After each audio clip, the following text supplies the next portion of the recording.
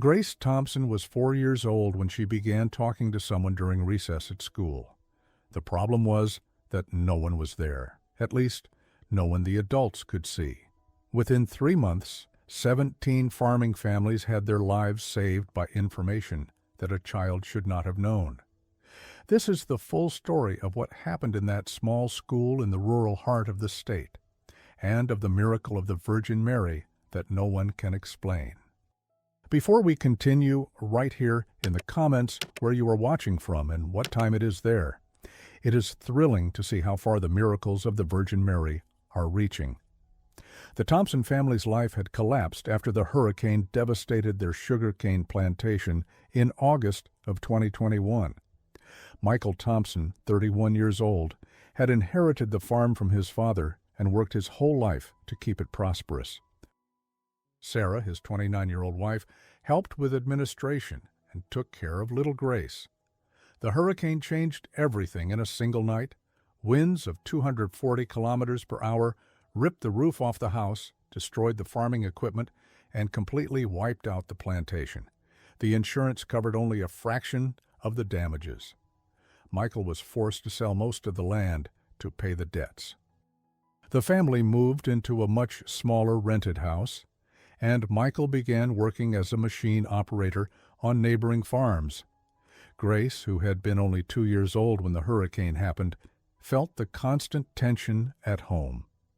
Playtime became rare, laughter almost disappeared, and her parents lived in whispered conversations about money and the future. The arguments between Michael and Sarah grew more intense in the months that followed. Michael blamed himself for the loss of the farm, working double shifts to try to recover what they had lost. Sarah tried to keep the family together while dealing with her own anxiety about the future. Grace began having frequent nightmares, waking up in the middle of the night crying. Sarah noticed that her daughter had stopped playing with dolls and spent more time silent. In September of 2023, when Grace turned 4 years old, Sarah managed to enroll her in the small school. The tuition was low, and it was practically the only option the Thompson family could afford. Grace was a quiet child, still processing the dramatic changes in her family life. On the first day of school, she clung to her mother's legs and cried when Sarah tried to leave. Mrs. Patricia Williams, the preschool teacher, was an experienced woman of 52 who had been working with children for more than 20 years. Grace was visibly insecure, Mrs. Williams recalls. She stayed close to me during activities, spoke very little, and during recess preferred to sit and watch the other children playing. The school had a small courtyard enclosed by a low wooden fence. At the center of the courtyard there was a marble statue of the Virgin Mary, about 1 meter tall, which had been there since the 1960s. It was a simple statue, but well-maintained. The Virgin Mary was represented with her hands extended, wearing a blue mantle carved with delicate detail. Around the base there was a small flower bed tended by the nuns. During the first days of school, Grace showed an attraction to the statue. While the other children ran and played, Grace chose to sit on the small concrete bench positioned in front of the statue. She would stay there, sometimes for the entire recess, Mrs. Williams recounts. At first I thought it was shyness, but after a few days, I noticed she wasn't simply sitting. She was interacting with something. Grace looked at the statue of the Virgin Mary, moved her lips as if she were speaking, then remained silent for a few moments, as if she were listening to a response. Mrs. Williams, with her experience, knew that small children often develop imaginary friends to deal with changes or traumas. She decided to observe discreetly, without interfering. At home, Sarah began to notice changes in Grace's behavior. The girl, who had already been quiet, became even more introspective. At times, Sarah would find her standing in the middle of the living room with a distant expression. "Grace, what are you thinking about?" Sarah would ask. "About important things," Grace replied vaguely. When Sarah asked what kind of important things, Grace would change the subject or simply not answer. It was in the third week of September that the first event occurred which changed everything. Grace was in her usual spot during morning recess when suddenly she stood up and walked quickly to Mrs. Williams. "Teacher," she said, tugging at the hem of the educator's skirt, "I need to tell you something very important." Mrs. Williams bent down to Grace's height. "What is it, dear?" "It's going to rain a lot tonight, a whole lot, and Mr. Johnson needs to put his cows under the covered place, otherwise they will get very sick." Mrs. Williams felt a chill. David Johnson was the father of Emma Johnson, a third-grade student. He owned a cattle farm a few kilometers from the school. "Grace, how do you know about Mr. Johnson?" Grace pointed naturally to the statue of the Virgin Mary. "She told me." Mrs. Williams looked at the sky. It was completely blue, without a single cloud. That morning's weather forecast had indicated dry weather for the next 3 days. "Dear, are you sure?" Mrs. Williams looked at the sky. It was completely blue, not a single cloud. The morning weather forecast had indicated dry weather for the next 3 days. "Dear, are you sure?" Grace nodded with complete conviction. She said, "It's very important. If the cows stay out in the rain, they will get sick, and Mr. Johnson will be very sad." During lunch, Mrs. Williams grew restless. Part of her knew she was considering something irrational. But there was something in Grace's seriousness, in the specificity of the information, that unsettled her. She decided to call Sarah Thompson. "Sarah, may I ask about Grace? Does she usually make up detailed stories?" "What do you mean?" Sarah asked, concerned. Mrs. Williams explained about the morning conversation. Sarah went silent. "Patricia, Grace has always been a very literal child. She doesn't make things up like that." "Do you know David Johnson?" "We know the family." "Why?" Mrs. Williams told her about the warning concerning the cows. Sarah promised to talk to Michael. When Michael came home that afternoon, Sarah told him about the school's phone call. Michael was exhausted after a long day of hard work, and at first dismissed it. "Sarah, our daughter is 4 years old. Children make things up." "But Michael, she was so specific, and you know how Grace is." "I know she has been through a lot. Maybe it's her way of processing everything." Sarah couldn't get it out of her head. Something about Grace's conviction disturbed her deeply. So Sarah drove to the Johnson farm. She found David fixing a fence near the corral, where his 23 cows were grazing. "David," Sarah called, "can I talk to you?" "Of course, Sarah. Everything okay?" Sarah took a deep breath. "David, this is going to sound strange, but my daughter Grace said something that left me worried." "What was it?" "She said it's going to rain heavily tonight and that you should put the cows under cover so they won't get sick." David stopped what he was doing and looked at Sarah, puzzled. "Sarah, the forecast is for dry weather. There isn't a cloud in the sky." "I know, and I know how it sounds. But Grace was very specific about your cows." David looked at the blue sky, then at his cows grazing. "Sarah, these cows have been out in the pasture for years. They're tough. David, something tells me you should take Grace's warning seriously." David Johnson was a practical man of 38 who had been raising cattle for 15 years. He had learned to rely on his experience and on weather data. But Sarah Thompson was a respected neighbor, and there was something in her expression that made him hesitate. "You know what?" he finally said. "I have to clean the big barn anyway. It won't hurt to put the cows there tonight." "Boss." Around 8 in the evening, David began driving the cattle into the big barn. At 9:30, the first clouds appeared on the western horizon. At 10:40, the first bolts of lightning cut through the sky. At midnight, the town was being battered by a strong storm. The rain poured down in torrents for 4 hours, accompanied by winds of 80 kilometers per hour and hail the size of eggs.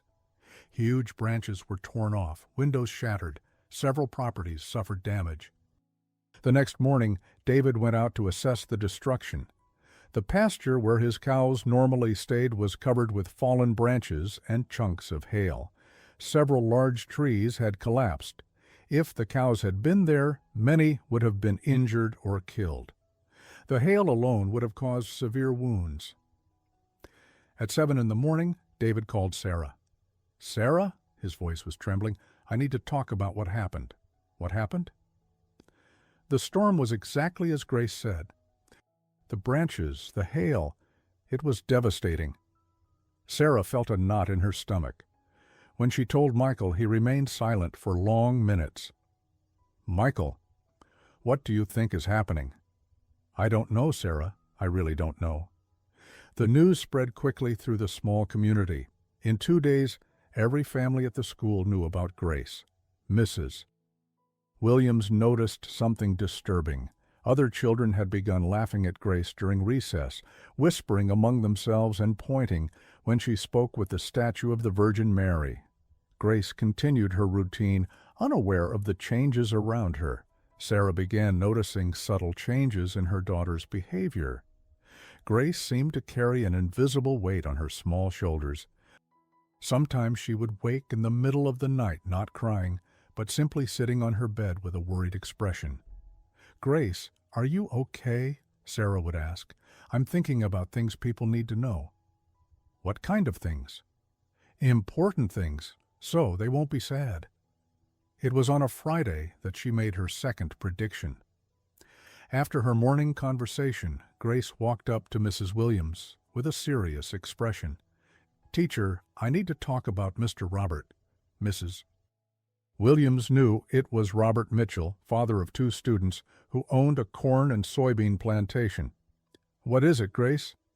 "There are some very tiny little bugs eating his plants.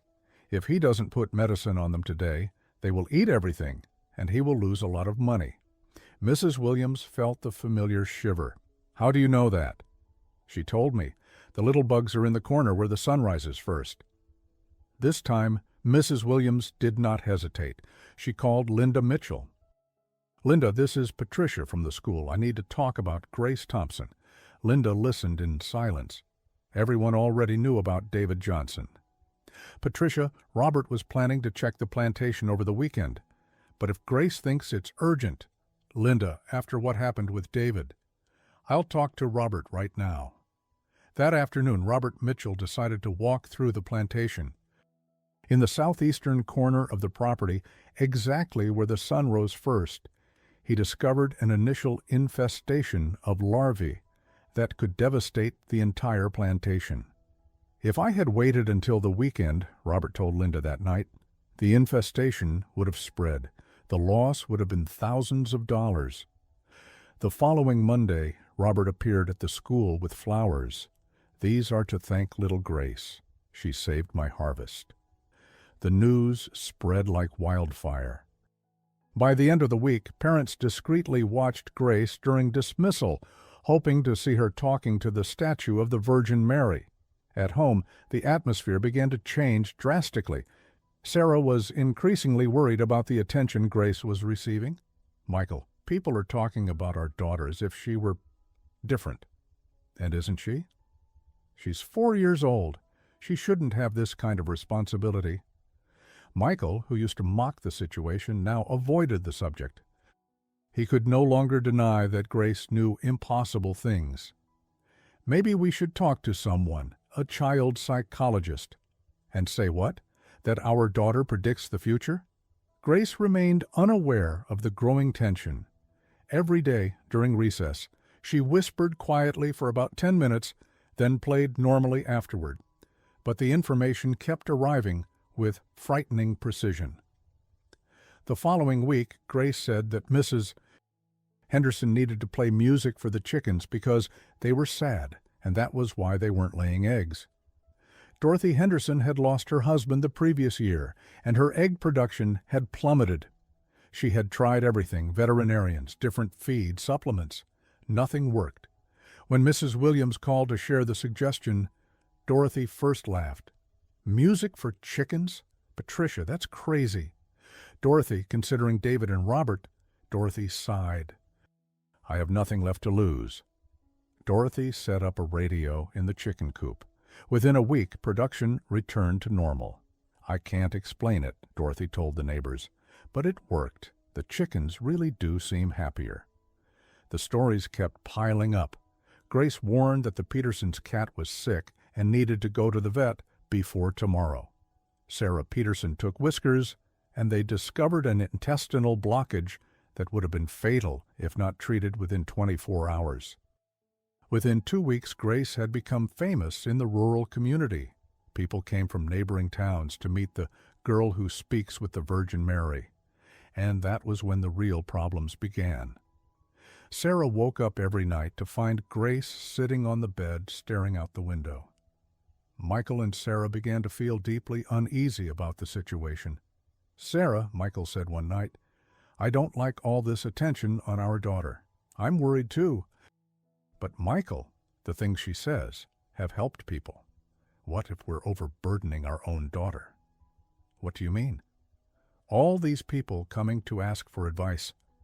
The dilemma grew worse when people started showing up at the Thompsons' house. The following Wednesday, Sarah found an unfamiliar woman waiting at her doorstep. "Sorry to bother you," the woman said, "but my name is Carol. I heard about your daughter. My husband is very sick, and the doctors don't know what it is. Do you think she could—" Sarah felt anger and compassion at the same time. "My daughter is 4 years old. She is not what you think. But people say she saved Mr. Johnson's cattle, that she— Please, go away." But Carol wasn't the only one. People began to show up regularly, some polite, others insistent, some offering money. Michael was furious when Sarah told him about the visitors. "This has to stop, Sarah. Our daughter is not a circus attraction." "How are we going to stop it? People believe she has some kind of gift." "Does she?"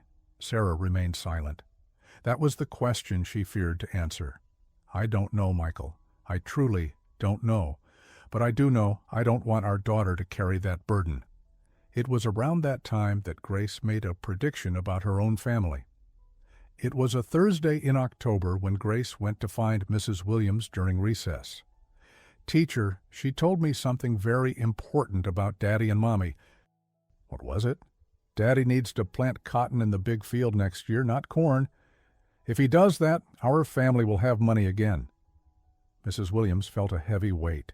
She knew about the Thompson situation since the hurricane. That afternoon, she called Sarah. "Sarah, I need to tell you something Grace said." Sarah listened in silence. "Patricia, Michael and I have been talking about this situation. We're worried about the pressure on Grace." "I understand. But Sarah, what if she's right about the cotton? We can't base financial decisions on what our 4-year-old daughter hears from a statue. But what if it's more than just that?" Michael, when he heard about the cotton suggestion, was thrown into conflict. "Sarah, we are desperate financially. If there's a chance—" "Michael, are you hearing what you're saying?" "But what if she's right? Like with David Johnson, like with Robert?" Sarah realized that even Michael was being pulled into the situation.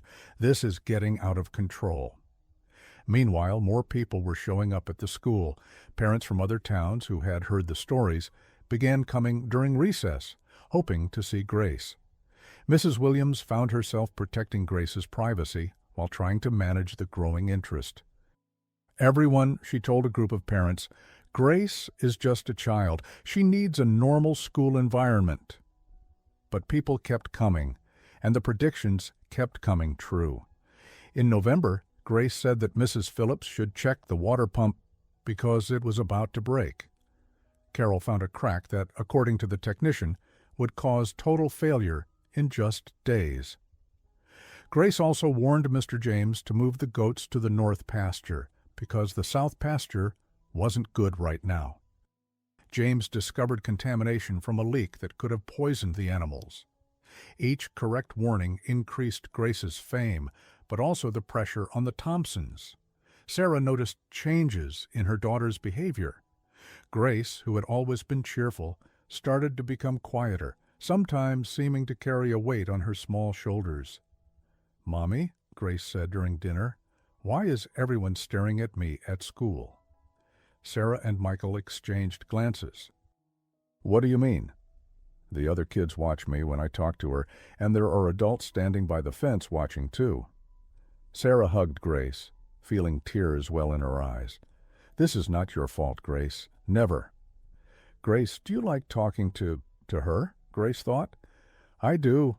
She is kind and makes me feel like everything will be all right. But sometimes I get tired." "Tired how?" "Like I have to remember too many important things for other people." That night, Michael and Sarah had the hardest conversation since the hurricane. "Our daughter is becoming a spectacle," Sarah said, "and she doesn't even really understand what's happening." "I don't like this at all. What do we do?" Michael was silent. "Maybe we should take her out of school for a while, or transfer her to another school. She likes school, and she likes her teacher." Anton. The dilemma grew even more intense the following week when Grace made a prediction that shook the entire community. It was a November morning. Grace had spent more time than usual talking to the statue of the Virgin Mary. When she returned, her eyes were serious, and she looked paler than usual. "Teacher, she said something very important about everyone here." "What was it?" "There's going to be a very big tornado next week. Not here at school, but nearby. All the people need to get ready." Mrs. Williams felt her blood run cold. "When exactly?" "Next week, the day after the weekend." Mrs. Williams checked the forecast. There was no sign of severe weather, but after all of Grace's accurate predictions, she couldn't ignore it. She made a decision that would change everything. That afternoon, she called the parents of every student. "Everyone, I know this is going to sound strange, but I think you should check your emergency plans for tornadoes, especially next week." Most asked why. Mrs. Williams explained about Grace. Some took it seriously, others laughed. But David Johnson, Robert Mitchell, and Dorothy Henderson, all of whom had benefited before, took it very seriously. They began preparing their properties and warning neighbors. At home, when Sarah heard about the tornado prediction, she panicked. Michael watched Grace during dinner. The girl ate little, seeming lost in deep thoughts. "Grace," he said gently, "are you worried about something?" "Daddy, what if people don't believe? What if someone gets hurt?" "That's not your responsibility, sweetheart." On Sunday, the Weather Service issued a severe storm warning. On Tuesday, at 3:47 in the afternoon, a tornado touched down 8 kilometers from the school, devastating a rural area where several community families lived. There were no injuries. All the families who had been warned were prepared. Improvised shelters, evacuation plans, supplies stocked. The accuracy of the prediction left everyone in shock, but it brought unexpected consequences. The following Wednesday, 30 people were waiting outside the fence during recess. Some had driven for hours to get there. Grace went out for recess, but when she saw the crowd, she stopped and refused to go. "Teacher, there are too many people watching." Mrs. Williams looked at the crowd. There were people with cameras, notebooks, posters. "Grace, do you want to talk to her today?" Grace looked at the statue, then at the crowd, and shook her head. "Not today. There are too many people." That afternoon, Mrs. Williams called Sarah. "Sarah, we need to talk. This is getting out of control." Sarah and Michael went to the school the next day for a meeting with Mrs. Williams and Father Murphy, the principal. "Everyone," Father Murphy said, "I understand that Grace has something special, but the school is turning into a circus. We have reporters calling, strange people showing up." "What do you suggest?" Michael asked. "Maybe Grace could talk to the statue at a different time," Mrs. Williams suggested. "No," Sarah said firmly. "If we're going to make a change, we do it properly. Grace is 4 years old. She shouldn't have to deal with this pressure." Michael agreed. "We want to take Grace out of school for a few weeks. Let things calm down." "And then?" "Maybe we'll transfer her to a school where no one knows about this." That afternoon they spoke with Grace. "Sweetheart," Sarah said, "would you like to stay at home with Mommy for a while, instead of going to school?" "Why?" "Because there are too many people wanting to see you at school, and that can be scary." "And her?" Sarah felt a knot in her throat. "Do you feel you need to talk to her every day?" Grace stayed silent. "Can I ask her?" The next day, Grace went to school one last time.